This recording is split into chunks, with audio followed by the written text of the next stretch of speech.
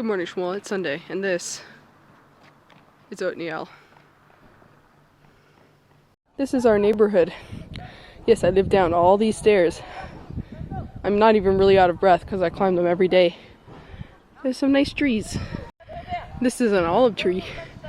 There aren't any olives right now. These are some houses on a hill.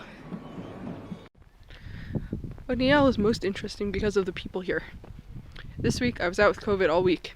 It was very bad. As you know, I didn't even tell you that I had seen your video. Very sad. Well, I didn't have to worry about cooking all week because the neighbors just did it for us because they're such kind people. Well, that's what you're allowed to think anyway. But the truth is, people in Otniel are just like people anywhere. Some are kinder than others, of course. The difference is the culture. Here in Otniel, it's expected that when people get sick, you cook for them. And when people give birth, you cook for them. And when people die, you cook for, well, not them, but their family.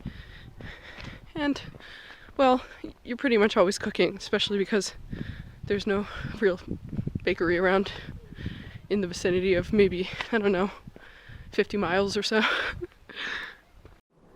Our neighbors brought us some nice cake, some nice sweet potatoes, and onions and other roasted vegetables, and some nice green beans. Sometimes I get a little bit cynical about the kindness in Otniel and places like it, because I think that one of the reasons that people are so kind here is because we have a common enemy. I often walk along here. You see those buildings off in the distance? They're not really so far away. That's where the Muslims live. Well, one of the places. We're surrounded by different Muslim towns and villages. I don't even know what this one is called, although I could look it up on Google Maps. I've done it before, but it's hard to remember the names when you don't actually go there, and you can't go there, and you don't know the people there, and you never will. You'll see over here that they have a big junkyard of cars. I don't know if you'll be able to see it.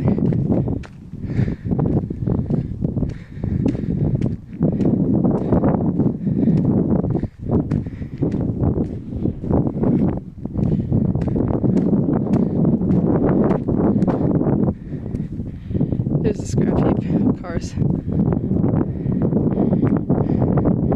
They're poor, and they act like poor people. I think that they salvaged parts of the cars to sell for cheap. I'm not totally sure because I can't talk with them. The thing is, you see this fence? You can't go over it or it's dangerous. They might kill you. That's a camera, that thing's sticking up from the fence. That's a camera pointing out. And if you walk in front of it, it'll trigger a system and a bunch of soldiers will come running out because the only person walking up over here is a terrorist. Over here are a bunch of olive trees. They're not technically right inside of Otniel, but they're not so far out. They're owned by a Muslim guy, probably. I'm pretty sure. And I don't know if he's allowed to come and tend them, or if it's been stolen from him.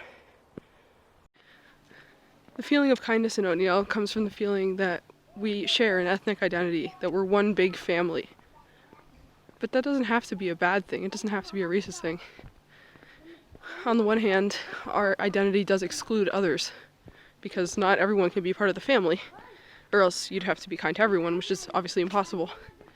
Well, at least extravagant kindness, like the kind that there is here, would be impossible.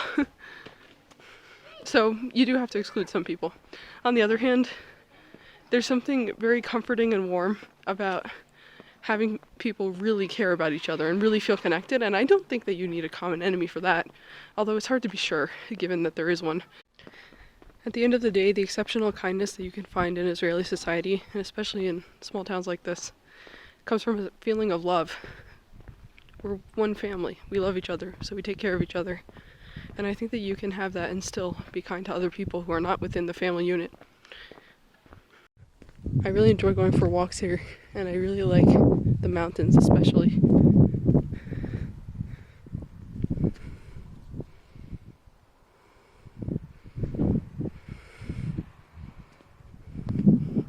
Another thing we share in Otniel is the knowledge that we're living in the Holy Land.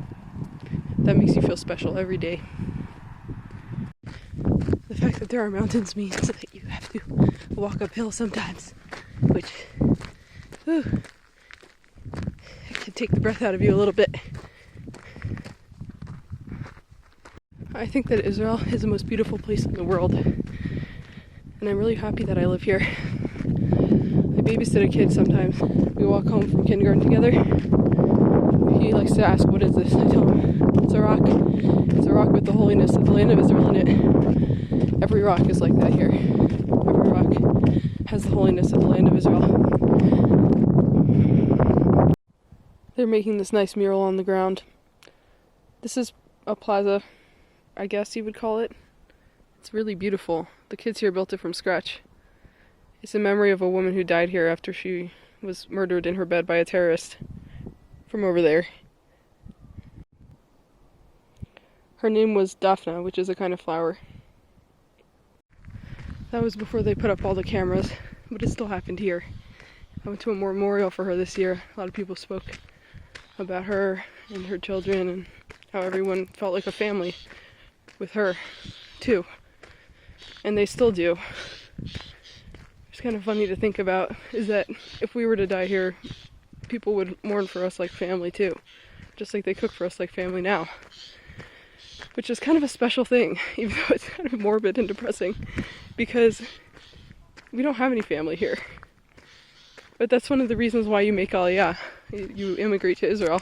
The reason why so many people do it every year from the United States, which is a very privileged place to leave, is because you feel like this is your home and this is your family. And these are your special rocks. Shmuel, I'll talk to you next week.